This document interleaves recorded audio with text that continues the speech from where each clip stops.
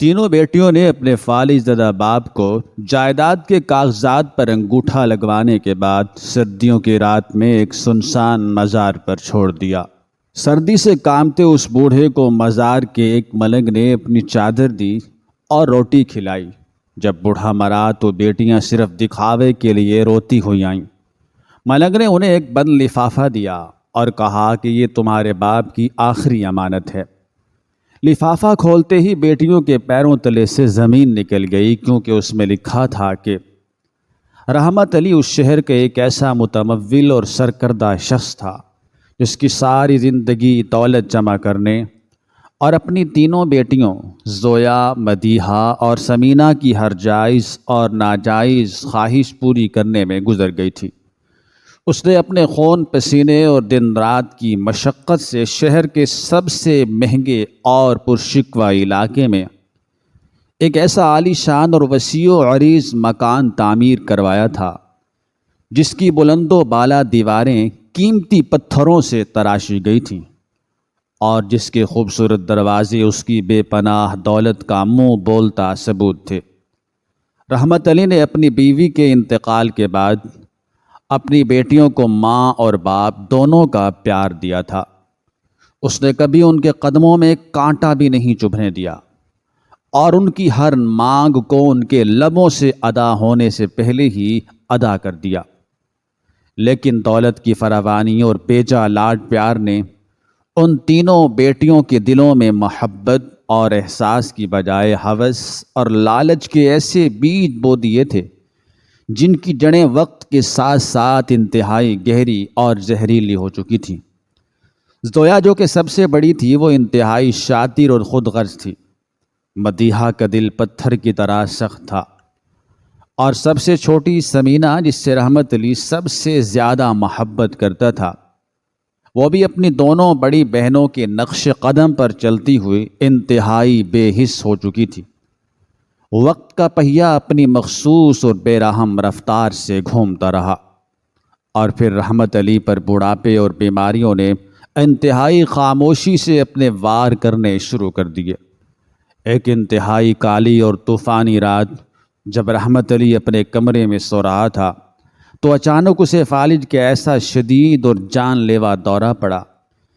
جس نے اس کے پورے جسم کو ایک بے جان اور بے حرکت لکڑی کی طرح مفلوج کر کے رکھ دیا۔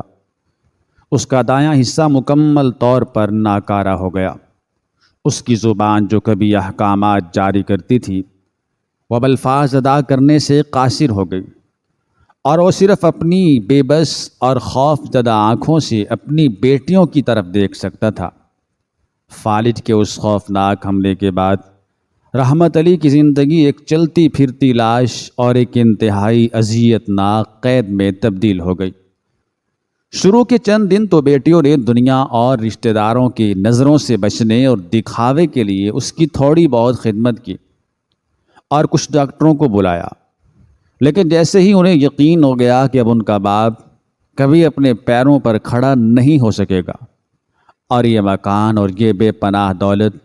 اب مکمل طور پر ان کے رحم و کرم پر ہے، تو ان کے اصلی اور بھیانک چہرے بے نقاب ہونا شروع ہو گئے۔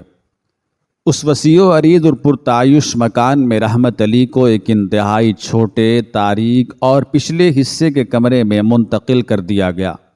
جہاں سورج کی روشنی کا گزر بھی مشکل سے ہوتا تھا۔ اس کے نرم اور گرم بستر کی جگہ ایک پرانی اور سخت چارپائی نے لے لی۔ بیٹیوں نے اس کے مہنگے علاج معالجے اور ادویات کا سلسلہ بھی یہ سوچ کر بند کر دیا کہ اب اس بیکار اور مفلوج انسان پر مزید پیسے خرچ کرنے کا کوئی فائدہ نہیں ہے۔ رحمت علی سارا دن اس اندھیرے کمرے میں اپنی بے جان ٹانگوں اور بازوں کے ساتھ پڑا رہتا اور اپنی اس بے بسی پر خون کے آنسو روتا رہتا۔ اسے بھوک اور پیاس لگتی تھی تو وہ گھنٹوں تک کسی کے آنے کا انتظار کرتا رہتا، لیکن اس کی بیٹیاں اپنی محفلوں میں اپنے مہنگے لباسوں اور اپنی شاہانہ زندگی میں اتنی مگن اور اندھی ہو چکی تھیں کہ انہیں اپنے مفلوج اور بے بس باپ کی کوئی پرواہ نہیں تھی۔ زویا اکثر اس کے کمرے میں آتی اور انتہائی حقارت اور غصے سے اسے گھورتے ہوئے کہتی کہ تم نے ہماری زندگی عذاب کر رکھی ہے، تم مرتے کیوں نہیں تاکہ ہم اس قید سے آزاد ہو سکیں اور اپنی مرضی سے اس دولت کا استعمال کر سکیں۔ رحمت علی کے کانوں میں یہ زہریلے الفاظ پگھلے ہوئے سیسے کی طرح اترتے، لیکن وہ کچھ بول نہیں سکتا تھا۔ بس اس کی آنکھوں سے گرم آنسو بہہ کر اس کی سفید داڑھی میں جذب ہو جاتے۔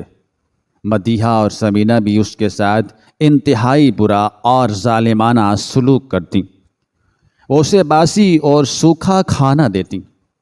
اور اگر کبھی وہ درد کی شدت سے کراہتا تو وہ اس پر چیخ پڑتی اور دروازہ زور سے بند کر کے چلی جاتی۔ ان کی ساری توجہ اور ان کا سارا دھیان صرف اور صرف رحمت علی کی اس کروڑوں روپے مالیت کی جائیداد اور اس عالی شان مکان پر تھی۔ وہ یہ جانتی تھیں کہ جب تک یہ مکان قانونی طور پر اس کے نام منتقل نہیں ہو جاتا وہ اسے فروخت نہیں کر سکتی اور نہ ہی اپنی مرضی سے اس کا سودا کر سکتی ہیں۔ اس لیے انہوں نے ایک انتہائی گھناؤنا، مکروہ اور ظالمانہ منصوبہ بنایا۔ سردیوں کی وہ ایک انتہائی کالی، تاریک اور یخبستہ رات تھی جب ہوائیں اتنی سرد اور تیز تھیں کہ ہڈیوں کے اندر تک اتر رہی تھیں۔ زویا، مدیحہ اور سمینہ رحمت علی کے اس تاریک اور سرد کمرے میں داخل ہوئیں۔ ان کے ہاتھوں میں جائیداد کی منتقلی کے کچھ سرکاری کاغذات اور ایک نیلی سیاہی والی ڈبی تھی۔ زویا نے آگے بڑھ کر اپنے فالج زدہ باپ کا بے جان بازو انتہائی بے دردی سے پکڑا اور اس کے انگوٹھے کو زبردستی سیاہی میں ڈبو دیا۔ رحمت علی اپنی بے بس اور خوف زدہ آنکھوں سے اپنی بیٹیوں کی اس درندگی اور لالچ کو دیکھ رہا تھا۔ اس نے اپنے بائیں اور قدرے حرکت کرنے والے ہاتھ سے مزاحمت کرنے کی انتہائی کمزور سی کوشش کی اور اپنی نظروں سے انہیں منت کی کہ وہ اس کے ساتھ یہ ظلم نہ کریں، لیکن دولت کی ہوس میں اندھی ہو چکی ان بیٹیوں کے دلوں میں ذرہ برابر بھی رحم نہیں آیا۔ مدیحہ نے اس کا بایاں ہاتھ سختی سے دبا کر مروڑ دیا، جس سے رحمت علی کے منہ سے درد کی ایک مدھم سی سسکی نکلی، اور سمینہ نے زویا کی مدد کرتے ہوئے باپ کے انگوٹھے کو ان تمام کاغذات پر باری باری ثبت کر دیا جہاں جائیداد بیٹیوں کے نام منتقل ہونے کی تحریر درج تھی۔ کاغذات پر انگوٹھا لگوانے کے بعد زویا نے وہ کاغذات انتہائی احتیاط سے ایک طرف رکھے اور اپنی بہنوں کی طرف دیکھ کر ایک شیطانی مسکراہٹ کے ساتھ کہا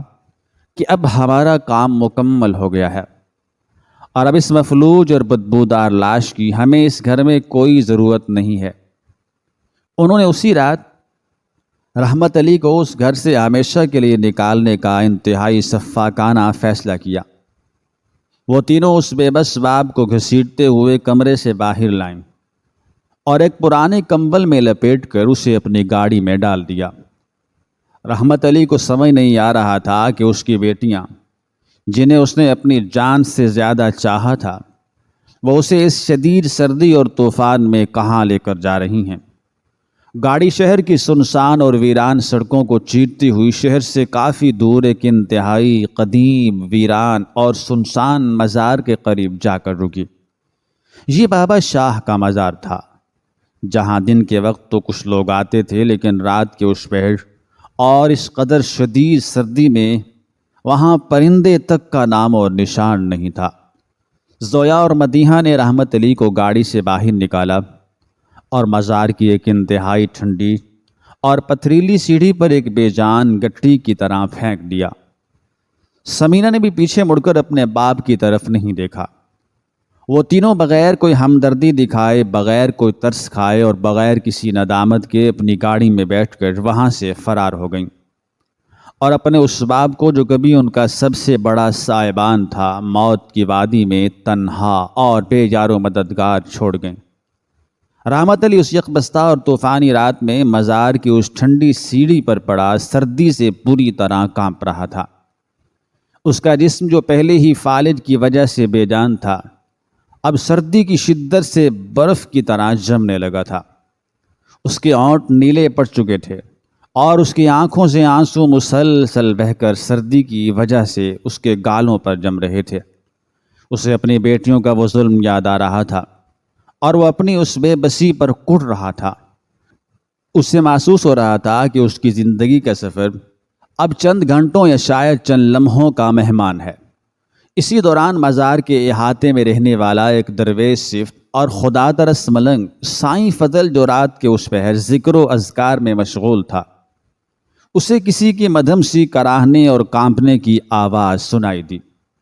سائیں فضل نے اپنی پرانی لالٹین اٹھائی اور ان کے تعاقب میں، اس آواز کے تعاقب میں مزار کے باہر کی طرف آیا تو اس نے دیکھا کہ ایک بوڑھا اور مفلوج انسان سردی سے سکڑ کر موت کے منہ میں جا رہا ہے۔ سائیں فضل کا دل اس دردناک منظر کو دیکھ کر تڑپ اٹھا۔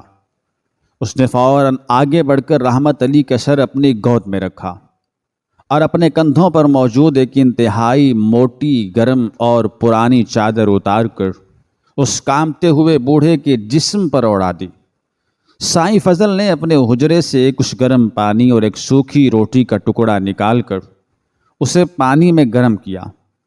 اور نرم کرنے کے بعد انتہائی شفقت اور محبت کے ساتھ رحمت علی کے منہ میں ڈالا۔ رحمت علی نے اپنی بے بس اور نم آنکھوں سے اس ملنگ کی طرف دیکھا جو اس کے لیے ایک مسیحا بن کر آیا تھا۔ وہ باپ جسے اس کی اپنی سگی بیٹیوں نے دھتکار دیا تھا اور موت کے منہ میں پھینک دیا تھا، آج ایک اجنبی فقیر اس کی خدمت کر رہا تھا۔ سائیں فضل نے رحمت علی کے جمے ہوئے ہاتھوں کو اپنے ہاتھوں سے رگڑا تاکہ اسے کچھ حرارت مل سکے۔ رحمت علی اس ملنگ کی خدمت اور اس کے خلوص کو دیکھ کر اندر ہی اندر ٹوٹ رہا تھا۔ اس نے اپنے کامتے اور مفلوج ہاتھوں سے انتہائی مشکل سے اپنے لباس کے اندرونی اور چھپے ہوئے حصے سے ایک پرانا اور بند لفافہ نکالا جو اس نے پچھلے کئی مہینوں سے اپنے سینے سے لگا کر رکھا ہوا تھا اور جس کے بارے میں اس کی لالچی بیٹیوں کو بھی کوئی علم نہیں تھا۔ رحمت علی نے وہ لفافہ سائیں فضل کی طرف بڑھایا اور اپنی آنکھوں سے اشارہ کیا کہ یہ اس کی زندگی کا سب سے بڑا اور آخری راز ہے۔ سائیں فضل نے وہ لفافہ لے کر اپنے پاس محفوظ کر لیا اور رحمت علی کے پاس بیٹھ کر اللہ کا ذکر کرنے لگا۔ لیکن سردی کی شدت، بڑھاپا، بیماری اور اپنوں کے دیے گئے اس گہرے اور جان لیوا صدمے نے رحمت علی کے جسم کی آخری رمق بھی نچوڑ لی تھی، اور چند ہی گھنٹوں بعد فجر کی اذان سے کچھ دیر قبل رحمت علی نے اس ملنگ کی گود میں اپنی آخری سانس لی اور اس ظالم دنیا سے ہمیشہ کے لیے رخصت ہو گیا۔ سائیں فضل نے اس بوڑھے کی آنکھیں بند کی اور اس کے بے جان جسم کو چادر سے اچھی طرح ڈھانپ دیا۔ جب صبح ہوئی اور سورج کی روشنی پھیلی تو مزار پر آنے والے کچھ لوگوں نے اس لاش کو دیکھا اور کچھ ہی دیر میں یہ خبر پورے شہر اور محلے میں آگ کی طرح پھیل گئی کہ رحمت علی نامی ایک امیر شخص بابا شاہ کے مزار پر مردہ حالت میں پایا گیا ہے۔ یہ خبر اٹھتی ہوئی زویا، مدیحہ اور سمینہ کے کانوں تک بھی پہنچ گئی۔ انہوں نے جلدی سے سفید ماتمی کپڑے پہنے، اپنے بال بکھیرے اور انتہائی مصنوعی طریقے سے دھاڑیں مارتی اور روتی پیٹتی ہوئی اپنی گاڑی میں مزار کی طرف روانہ ہو گئیں۔ جب وہ مزار پر پہنچی تو وہاں محلے کے کچھ لوگ اور مزار کے مجاور جمع تھے۔ وہ تینوں بہنیں لاش کے پاس گر کر اس قدر زور و شور سے رونے لگیں اور اس طرح نوحہ کرنے لگیں کہ دیکھنے والے ہر شخص کو یہی محسوس ہو رہا تھا کہ یہ بیٹیاں اپنے باپ کے دکھ میں پاگل ہو چکی ہیں۔ زویا بار بار اپنے باپ کے ماتھے کو چومتی اور اونچی آواز میں کہتی کہ ہمارے بابا، آپ رات کے اندھیرے میں ہمیں چھوڑ کر اس ویرانے میں کیوں آ گئے؟ ہم تو آپ کے بغیر مر جائیں گی، ہم تو آپ کی خدمت کے بغیر ایک پل بھی سکون سے نہیں رہ سکتی۔ اور ان کی اس اداکاری اور ان کے جھوٹے ماتم کو دیکھ کر سائیں فضل ایک کونے میں خاموشی سے کھڑا سب کچھ بغور دیکھ رہا تھا۔ وہ جانتا تھا کہ یہ وہی ظالم بیٹیاں ہیں جنہوں نے اس سخت سرد رات میں اپنے بے بس اور مفلوج باپ کو لاوارث اور بے یارو مددگار کرنے کے لیے اس مزار کی ٹھنڈی سیڑھیوں پر پھینک دیا تھا۔ سائیں فضل کا دل ان کی اس مکاری پر شدید غصے اور حقارت سے بھر گیا۔ وہ آہستہ آہستہ قدم اٹھاتا ہوا ان ماتم کرتی ہوئی اور جھوٹے آنسو بہاتی ہوئی بیٹیوں کے پاس آیا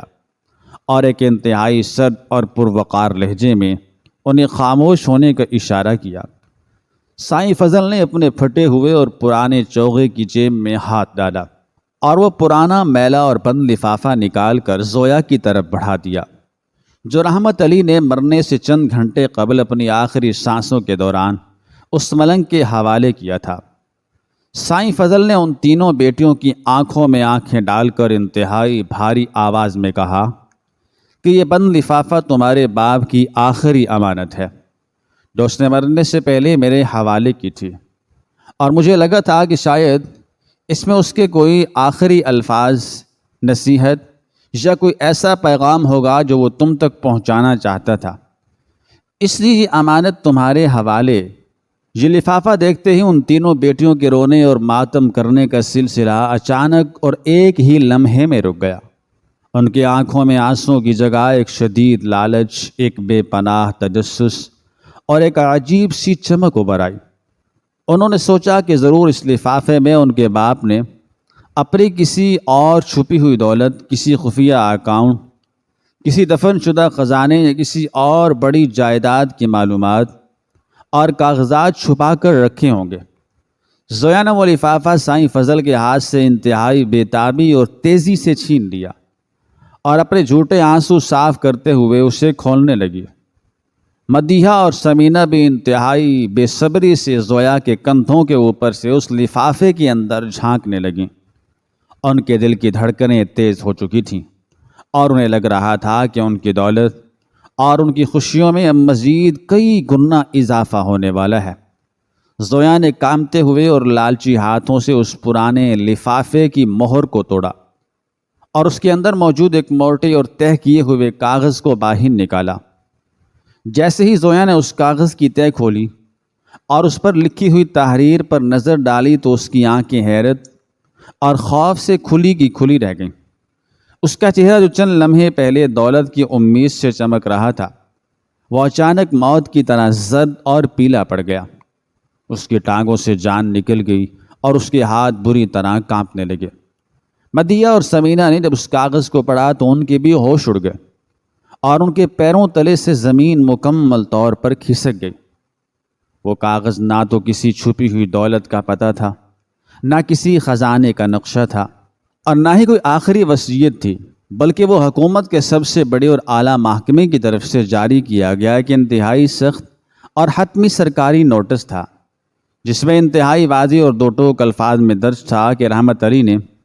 جس وسیع و عریض اور کروڑوں روپے مالیت کی زمین پر اپنا وہ عالی شان اور پرتعیش مکان تعمیر کر رکھا ہے، وہ سرکاری زمین اور غیر قانونی ہے، اور حکومت نے اس غیر قانونی قبضے پر ایک انتہائی بھاری اور ناقابل برداشت جرمانہ عائد کیا ہے، جو کہ کروڑوں روپے میں تھا۔ اور نوٹس میں یہ بھی سختی سے لکھا گیا تھا کہ جو شخص بھی اس مکان اور اس زمین کا قانونی وارث یا مالکانہ حقوق کا حامل ہوگا، یہ کروڑوں روپے کا جرمانہ اسی شخص کو ادا کرنا ہوگا، اور بصورت دیگر حکومت اس مکان کو فوری طور پر مسمار کر دے گی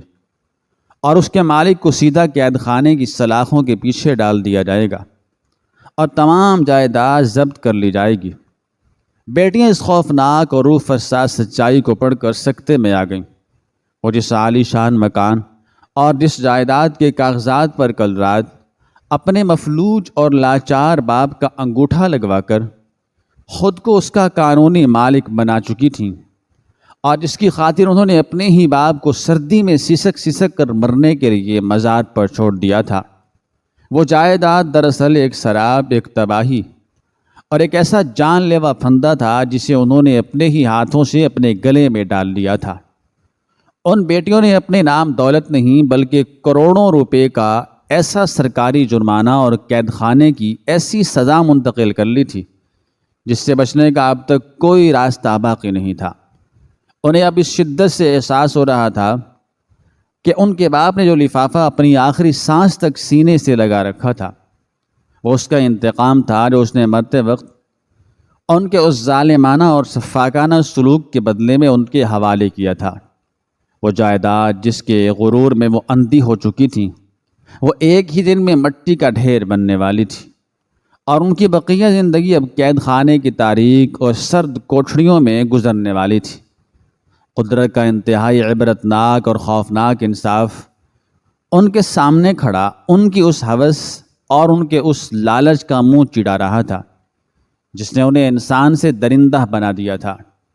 اور اب ان کے پاس عمر بھر رونے اور پچھتانے کی سوا اور کوئی چارہ نہیں بچا تھا، کیونکہ تباہی کا وہ حتمی پروانہ ان کے اپنے ہی نام پر جاری ہو چکا تھا۔